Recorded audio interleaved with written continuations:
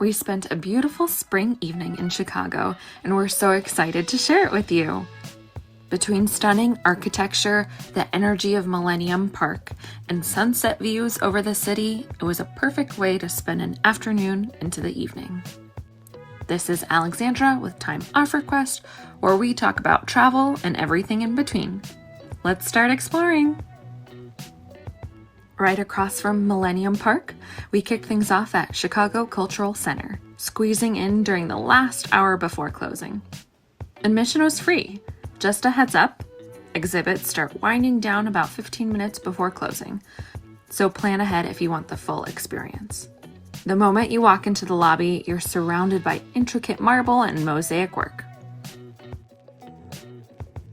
We made our way to the Preston Bradley Hall to see the iconic, breathtaking Tiffany Dome.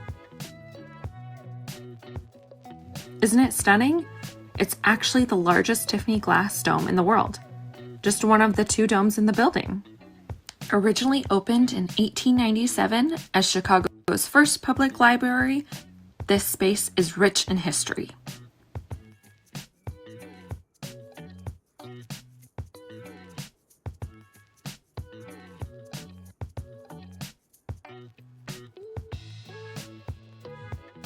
Preston Bradley Hall is lined with inspirational quotes in multiple languages and the names of authors, social reformers, poets, and playwrights etched into the walls.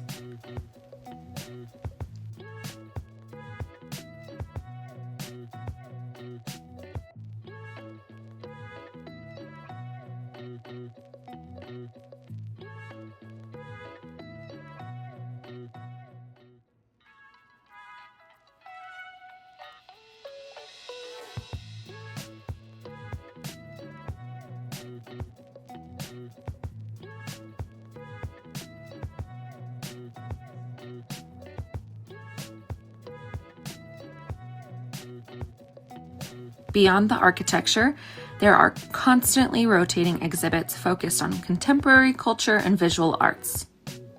In fact, when it opened as the Cultural Center in 1991, it became the first free municipal cultural venue in the U.S. That's pretty incredible. We also stopped by the Gar Memorial Hall and Rotunda, which holds the center's second dome. This area of the Grand Army of the Republic honors American Civil War veterans and their families.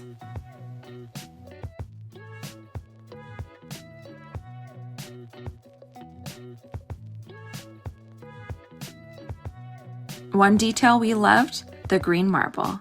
It's imported from Vermont. You can spot Millennium Park right through the windows here. And that's where we're headed to next.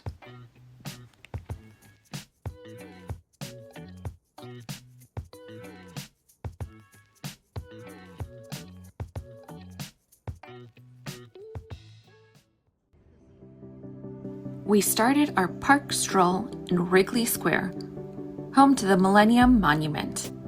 The design blends historic columns into the modern world, honoring the founding donors who helped bring Millennium Park to life. If you visit before November 2025, keep an eye out for the augmented reality installation by Carlos Rolon, a local Chicago artist. It's a vibrant Puerto Rican-inspired overlay that gives the space a colorful, magical energy.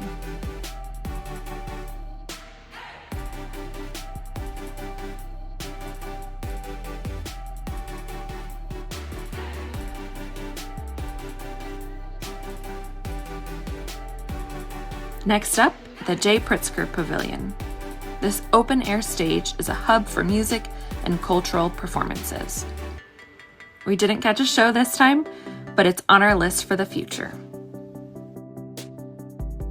But our next stop was the Bean, or its legal name, Cloudgate.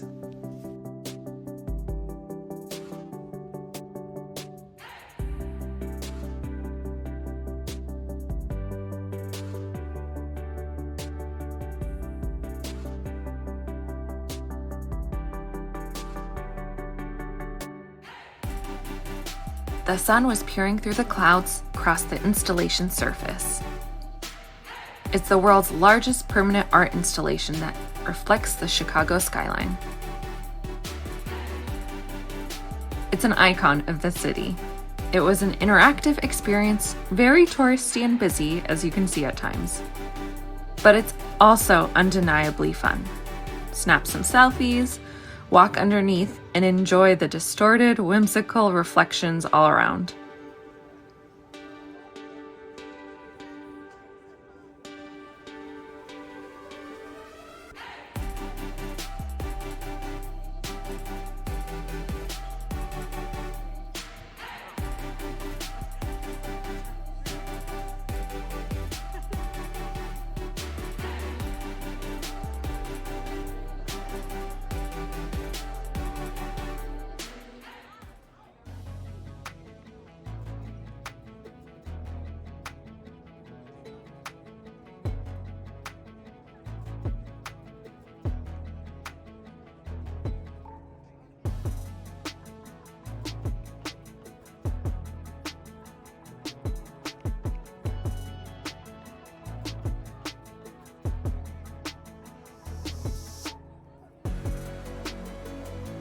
South of the Bean, there's the Crown Fountain, those two towers projecting faces of local Chicago residents.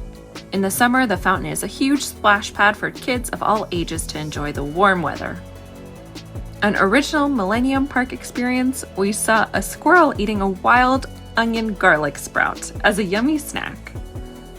Chicago is technically named after the Algonquin word Chickaqua, meaning striped skunk or onion. This was a perfect historic site for the city.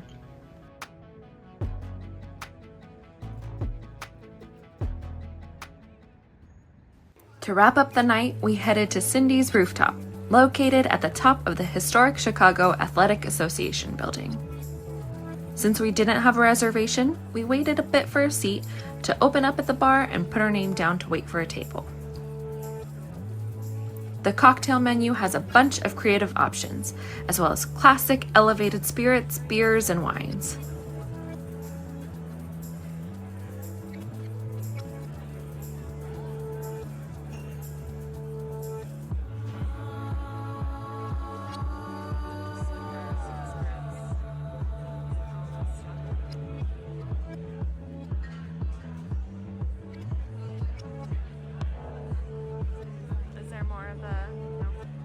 We got the No Soup for You cocktail, which was savory, tangy, and a spicy drink. We also tried Books for Cindy, a light and refreshing limited time cocktail. In memory of Cindy Pritzker, an art, culture, and education philanthropist who recently passed away on March 17th, the featured drink had $2 from each purchase benefiting the Chicago Public Library Foundation. Such a beautiful way to honor Cindy and give back to the city.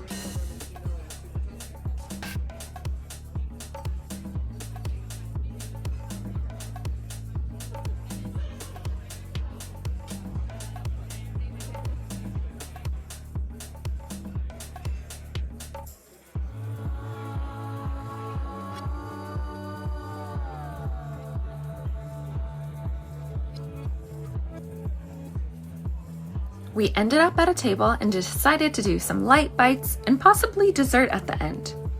It was all very delicious.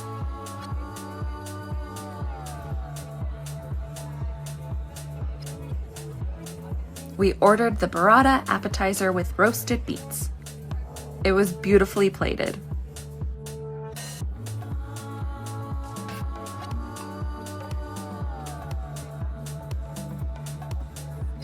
Then came the Brussels sprouts with prosciutto.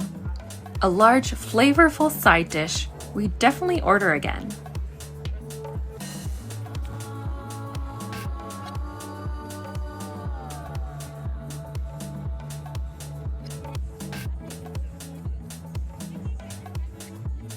While waiting for food, we stepped out onto the rooftop terrace, and wow! The views of Millennium Park, Lake Michigan, and the skyline were absolutely breathtaking. There's a relaxed buzz as people sip drinks and enjoy the open air. It's quite a unique hangout spot.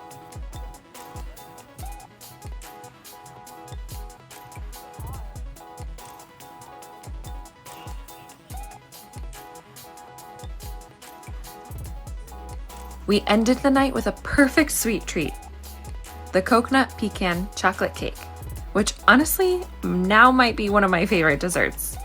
It has death by chocolate cake, coconut pecan milk with chocolate ganache, and roasted cacao nib ice cream. All that was extremely decadent. It was just luscious and reminded me of an even more upscale Ferrero Rocher chocolate. We had a wonderful evening exploring Chicago through the Cultural Center, Millennium Park, and Cindy's Rooftop Bar and Restaurant.